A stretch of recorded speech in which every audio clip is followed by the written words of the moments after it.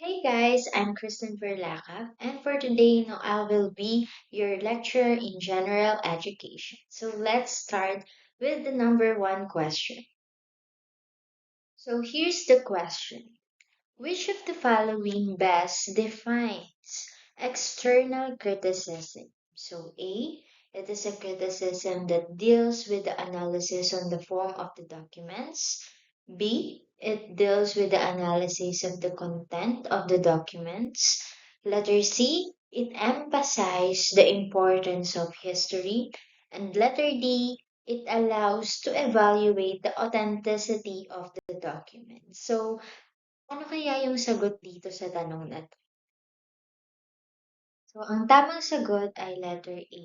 It is a criticism that deals with the analysis on the form of the document. So, kapag sinabi nating external criticism, ito yung isang hakbang sa pag-aaral ng mga historical documents na kung saan sinusuri ng historyador yung anyo, forma at pisikal na katangian ng isang dokumento upang matukoy kung ito ba ay tunay o peke.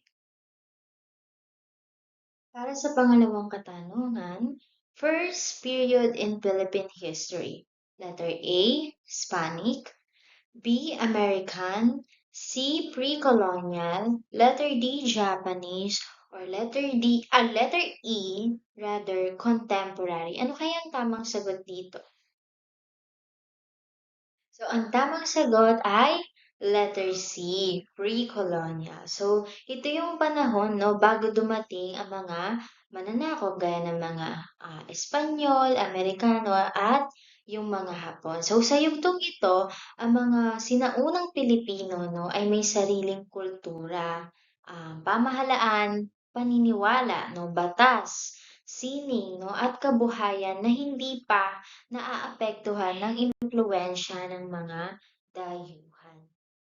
Para naman sa pangatlong katanungan, the president, during the pre-Spanish period is the A. Gobernadorcillo, B. Alcalde, C. Datu, or letter D. Barangay Captain. Ano kaya ang sagot dito sa number 3? So, ang tamang sagot ay letter C, datu. No? So, dahil sa panahon ng pre-Spanish or pre-colonial period, ang datu ang pinuno ng isang barangay. So, siya ang may pinakamataas na kapangyarihan sa pamayanan. Katulad ng tungkulin ng isang presidente sa makabagong panahon. Halimbawa sa atin ngayon. So, president yung pinakanamumuno sa ating bansa. Para sa pang-apat na tanong, which is the royal audiencia in our time? So A, Sandigan Bayan, B, Court of Appeals, or letter C, Regional Trial Courts. Ano kaya ang sagot dito sa number 4?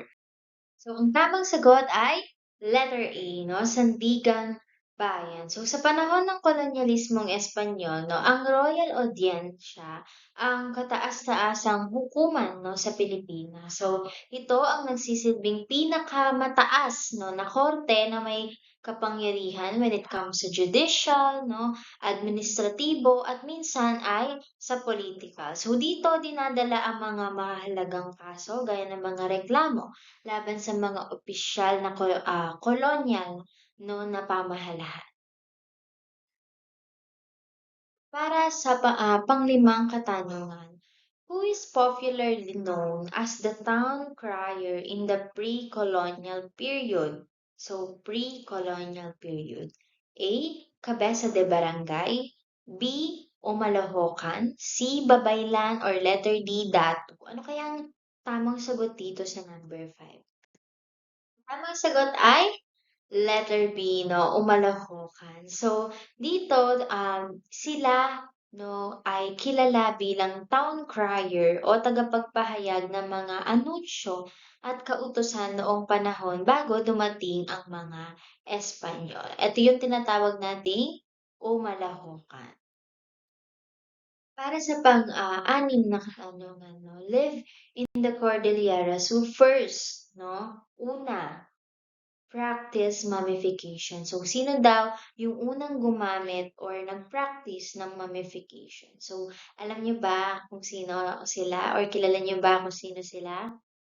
Ayan, tamang sagot ay Igorot, 'no? Igorot ang tamang sagot. So, ito ay particular na 'no, ang mga Ibaloy mula sa Benguet sa Cordillera region 'no. So, sila ang unang grupong etniko sa Pilipinas na nag-practice ng mummification noong sinaunang panahon 'no. Kilala ito bilang fire mummification o Ibaloy mummies. Para naman 'no, sa pitong tanong 'no, tattooed people in Panay. Sino ba 'tong mga tao na 'to 'no? Alam niyo ba yung sagot?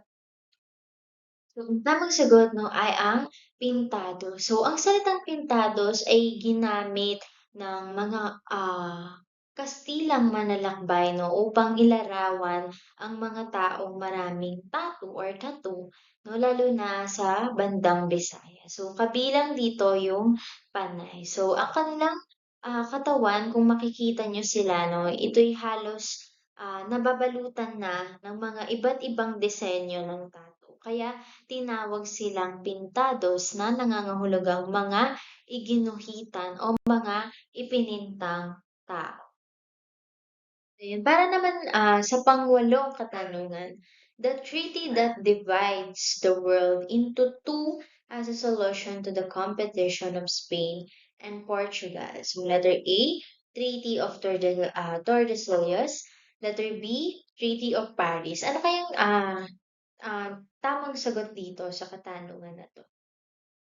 And ang tamang sagot ay letter A, no, Treaty of Tordesillas. So, ang Treaty of Tordesillas ay isang kasunduan sa pagitan ng Spain at Portugal, no, upang wakasan no, yung kanilang pag-aagawan sa mga bagong lupain na nadidiskubre noong Age of Exploration. So, itinatag nito ang isang imahinaryong guhit no, na naghahati sa mundo sa dalawang bahagi. So, ang tawag natin doon sa kasunduan na yon ay Treaty of Tordesillas.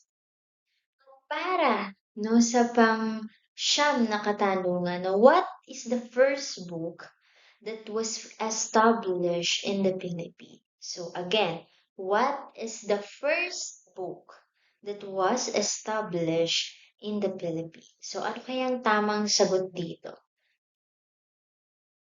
Ang tamang sagot ay Doktrina Kristiyana. So, ang Doktrina Kristiyana ay kinikilalang kauna-unahang aklat no, na ilimbag sa Pilipinas. So, ito ay ginawa ng mga Kastilang misyonero bilang gabay no, sa pagtuturo ng Kristyanismo sa mga katutubo. So, ang tawag natin doon, or the first book that was established in the Philippines ay Doctrina Christiana.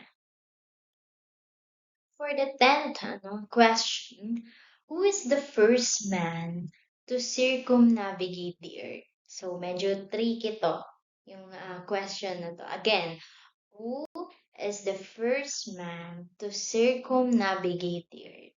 Tamang sagot ay si Elcano or si Juan Sebastian Elcano. So, isa siya no, sa mga manlalakbay ng Espanya noong expedition no, ni Ferdinand Magellan. So, siya ang kauna-unahang tao no, na nakapag palibot sa buong mundo or circumnavigate no, matapos niyang tapusin ang expedisyong sinimulan ni Ferdinand Magellan. So, sorry, ang tamang sagot diyan ay si Juan Sebastian Elcano. So, Elcano.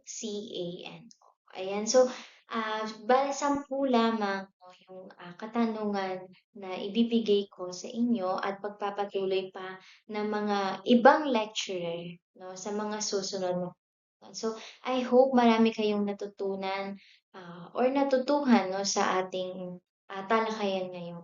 Maraming salamat sa inyong pakikinig.